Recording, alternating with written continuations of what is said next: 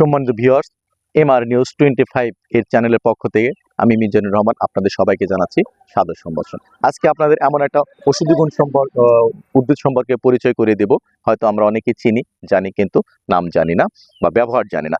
এই যে বন্ধুরা দেখতে পাচ্ছেন, পাতাটা খসখসে, সিরিজ যা মা বোনেরা মাছ পরিষ্কার করতে ব্যবহার করে থাকেন।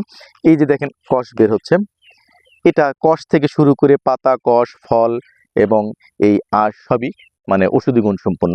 আর বাগদারাতে পড়েছি আমরা ডুমুরের ফুল, যার ফুল হয় না শুধু ফল হয়, সেই হচ্ছে ফল। এটা হচ্ছে ডুমুর ফল, দেখতে পাচ্ছেন ডুমুর ফল।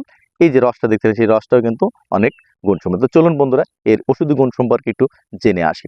যাদের ডায়াবেটিসে আক্রান্ত রয়েছেন তারা যদি এই ফলটা প্রতিনিয়ত মানে সবজি হিসেবে যদি খেয়ে থাকেন সকাল বিকাল, তাহলে আপনাদের ডায়াবেটিস অনেকটা নিয়ন্ত্রণে আসবে।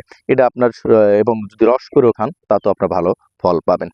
আর যাদের কিডনিতে পাথর রয়েছে এবং মূত্রথলিতে পাথর রয়েছে, তারা যদি এই ফলের রস করে মানে একটু হালকা গরম করে যদি চার মতো করে সকাল বিকাল 15 দিন খান, তাহলে আপনারা ভালো রেজাল্ট পাবেন। ইভেন বিশেষ করে যাদের মেস্তার দাগ রয়েছে, যারা দূর করতে পারছেন না, তারা যদি এই পাতাটা পরিষ্কার করে নিয়ে থেতিয়ে নিয়ে রস বের করে আক্রান্ত স্থানে যদি আপনারা নিয়মিত মানে মাখান, এবং দেখবেন 15 দিন পরে আপনার ভালো একটা ফল পাবেন।